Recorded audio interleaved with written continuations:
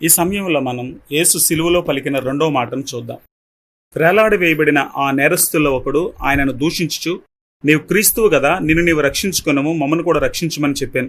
అయితే రెండో వాడు వానిని గద్దించి, నీవు అదే శిక్షావిధిలో ఉన్నావు గనుక దేవునికి భయపడవా?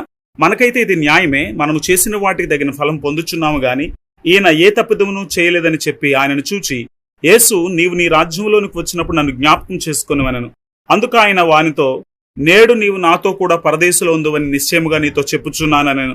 లూకాసు సువార్త 23:39-43 వచనాలు.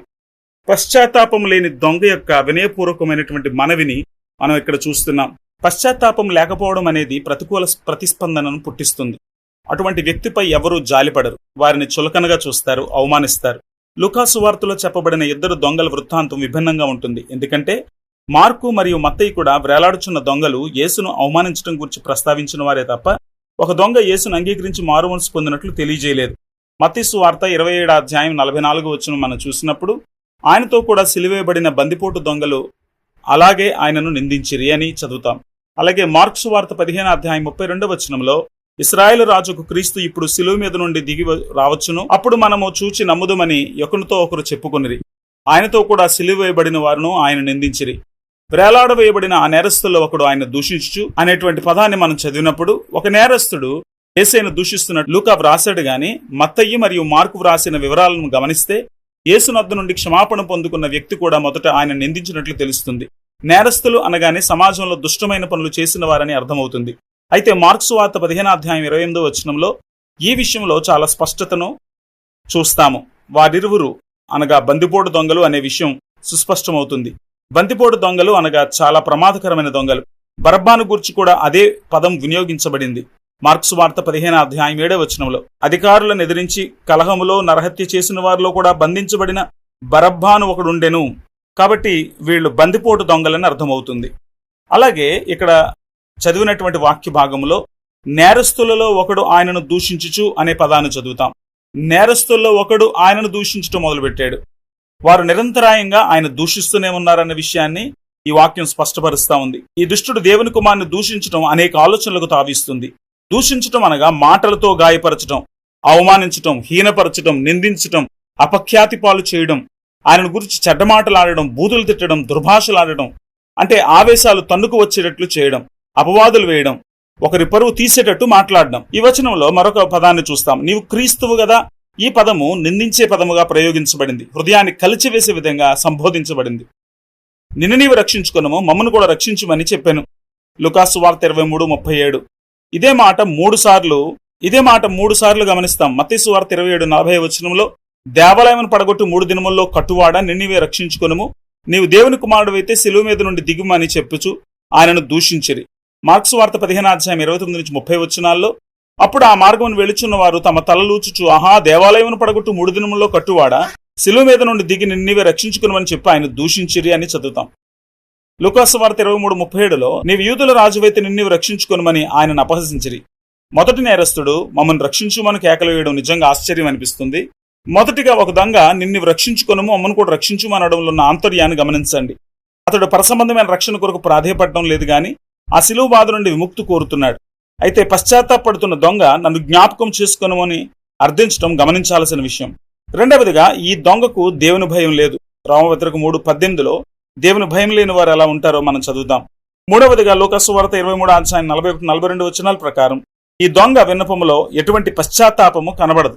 పశ్చాత్తాపం లేని దొంగ కథ అటు ఉంచితే పశ్చాత్తాపం కలిగిన దొంగకున్నటువంటి దేవుని భయం గురించి కొంచెం ఆలోచన చేద్దాం. పశ్చాత్తాపడిన దొంగను గురించిన వృత్తాంతం కేవలం లూకాసు వార్తలోనే కనుగొనగలం. రెండవ దొంగ ఎంతో వేదనలో ఉన్నాడు, శిలువ బాధను అనుభవిస్తున్నాడు. కానీ ఆశ్చర్యంగా అతని హృదయం తెరవబడింది. ఇది దేవుని అద్భుతమైన కార్యం.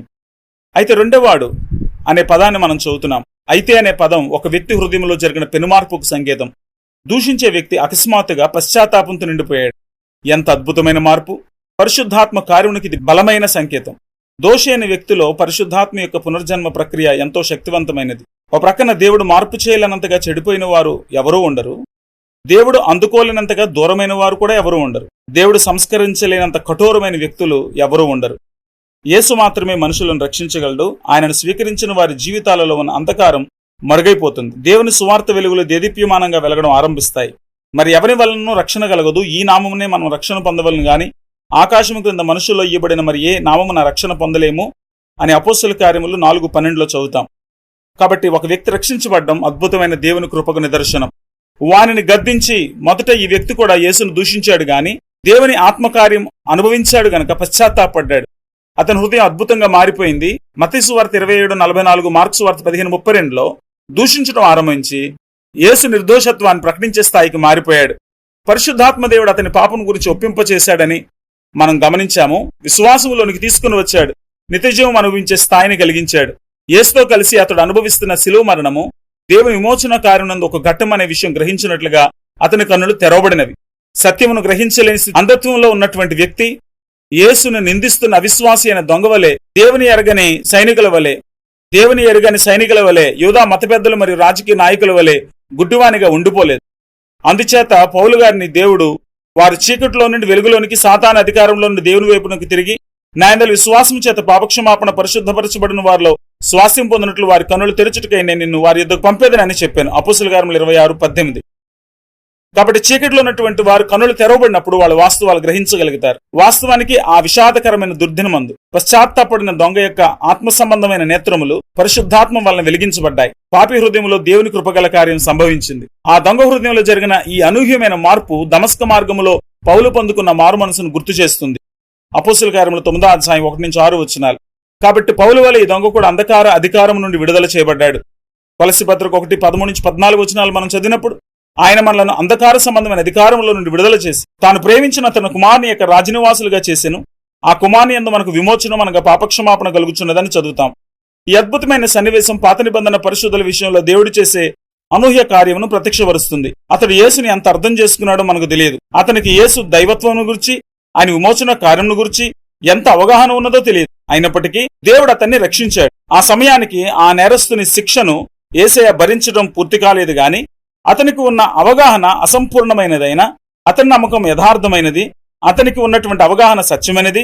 అబ్రహామునకు మరియు అనేక మంది పాత నిబంధన భక్తులకు ఉన్నట్టుగా మెస్సియా నీతిమంతుడు అని అతడు ఒప్పుకున్న తీరు అతనికి రక్షణ సాధించబెట్టింది. నీవు అదే శిక్షలో ఉన్నావు గనుక దేవునికి భయపడవా అని ఈ దొంగ మరొక దొంగను గద్దిస్తున్నాడు. నీవు కూడా మరణశిక్ష అనుభవిస్తున్నావు కదా. ఈ దొంగ తాను అనుభవిస్తున్నటువంటి శిక్ష దేవుని తీర్పు అని గ్రహించాడు. యేసును దూషించడం అతనికి భయంకరమైన నేరంగా అనిపించింది. అతడు చేస్తున్న వ్యాఖ్య అక్కడ యేసును దూషిస్తున్న వారికి ఓ గొప్ప గుణపాఠం. దేవుని దూషించి తప్పించుకోలేము అనేది వ్యాఖ్యానం. యేసు అన్యాయంగా శిక్షను అనుభవిస్తున్నాడని అతడు గుర్తు చేస్తున్నాడు. దేవునికి భయపడవా? అవిశ్వాసులు దేవునికి భయపడరు. రోమిలకు రాసిన పత్రిక 3:9-17 చదివితే ఈ విషయం స్పష్టమవుతుంది. రోమిలకు రాసిన పత్రిక 3:18 వారి కనుల ఎదుట దేవుని భయం లేదు. అందుచేతనే మనం యేసయ్య బోధించిన సత్యాలను ప్రాముఖ్యంగా అర్థం చేసుకోవాలి. నా స్నేహితులైన మీతో నేను చెప్పున్నదేమనగా, దేహమును చంపిన తరువాత మరి ఏమీ చేయనేరని వారికి భయపడకుడి. ఎవనికి మీరు భయపడవలనో మీకు తెలియజేతును. చంపిన తరువాత నరకములో పడద్రోయి శక్తిగల వానికి భయపడు, ఆయనకే భయపడుడని నీతో చెప్పుచున్నాను. క్లుప్తంగా చెప్పాలంటే మారు మనసు లేని వ్యక్తి దేవునికి భయపడడు. అందుచేత సొలొమోను వ్రాసిన వాక్యము సత్యమని అర్థమవుతుంది. యెహోవా యందు భయభక్తులు కలిగి ఉండట తెలివికి మూలము, మూర్ఖులు జ్ఞానమును ఉపదేశమును తిరస్కరించుదురు అని సామెతల గ్రంథం 1:7 చదువుతాం. దేవుడంటే భయము భక్తి ఉన్నటువంటి వ్యక్తి క్రీస్తుని గురించి తెలుసుకునేటువంటి శక్తి కలిగిన వాడవుతాడు. దేవునికి భయపడాలా, దేవుడంటే భయం ఉండాలా అని ప్రశ్నిస్తే మనం దేవుడంటే భయపడనక్కర్లేదు గాని దేవుని భయం మనలో ఉండి తీరాలి. రెండింటికి మధ్యన చాలా వ్యత్యాసం ఉన్నది. ఆ విషయాన్ని అర్థం చేసుకోవాలంటే ఇలా ఆలోచించుకోవచ్చు. ఏ ఎలక్ట్రీషియన్ అయినా ఎలక్ట్రికల్ పని చేసేటప్పుడు కరెంటు తీగలు చూసి భయపడుతూ కూర్చుంటాడా? అలా భయపడితే అతడు పని చేయలేడు కదా, భయంతో చచ్చిపోతాడు. కరెంట్ అంటే భయం ఉండకపోవచ్చు కానీ కరెంటుతో వ్యవహరించేటప్పుడు చాలా జాగ్రత్తలు తీసుకుంటాడు. అలాగే మనలో చాలా మంది పోలీసులకు భయపడరు, కానీ తప్పులు చేసి పోలీసులకు దొరికిపోకుండా జాగ్రత్త వహిస్తాం. మనం పెద్ద పెద్ద జాతీయ రహదారులు వెళుతున్నప్పుడు ఎవరైనా పోలీసు కనపడగానే మన స్పీడ్ తగ్గిస్తాము. అలాగే మనం జాగ్రత్తగా మన లైన్లో వెళ్ళడానికి ప్రయత్నం చేస్తాం. ఇది ట్రాఫిక్ పట్ల మనకున్నటువంటి గౌరవంతో కలిగేటువంటి ప్రతిచర్య. దేవుని భయం గురించి కూడా ఇలాగే ఆలోచన చేసుకోవాలి. మన జీవితాల్లో ఏదైనా మంచి జరిగినప్పుడు నిజంగా దేవుడు ఉన్నాడని, వ్యతిరేకమైన పరిస్థితి ఎదురైతే అసలు దేవుడు ఉన్నాడా అని ప్రశ్న వేసేవారు మనలోనే ఉన్నారు. నిజంగా దేవుడు ఉంటే నాకెందుకు ఈ కష్టాలు వస్తాయని ఒకరంటే, అర్హత లేని నా జీవితానికి నీ దయ ప్రసాదించు దేవా అని ప్రాధేయపడేవారు కూడా మరికొందరు ఉన్నారు. సర్వశక్తి గల సర్వాంతర్యామి అయినటువంటి దేవుడు తన శక్తిని బట్టి ఏ పనైనా సులువుగా చేయగలడన్న మాట నమ్మని వారెవరూ లేరు. అయితే మనం అనుకున్నట్లుగా ఏ పైన జరగబోయేసరికి ప్రశ్నలు చాలా ఉత్పన్నమవుతాయి. నేను ప్రార్థించాను కదా, నా ప్రార్థనకు దేవుడు జవాబు ఎందుకు ఇవ్వలేదు? నా ప్రార్థన అసలు దేవుడు విన్నాడా వినలేదా? అసలు దేవుడు ఉన్నాడా అనే ప్రశ్నలు ఎన్నో ఉత్పన్నమవుతాయి.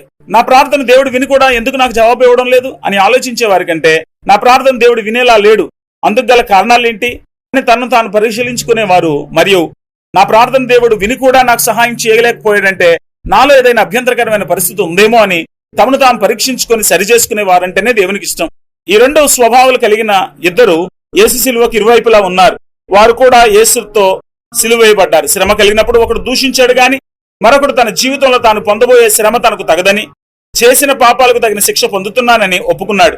అంతేకాదు యేసుక్రీస్తు ప్రభువుని నమ్మి నీ రాజ్యంలో వెళ్ళినప్పుడు నన్ను జ్ఞాపకం చేసుకోమని దేవుని వేడుకున్నాడు. మరణ పంచంలో ఆ వ్యక్తికి కలిగిన పశ్చాత్తాపం ఆ క్షణమే అతని జీవితాన్ని మార్చేసింది. యేసుక్రీస్తు ఆ వ్యక్తి మాటలను విన్నాడు.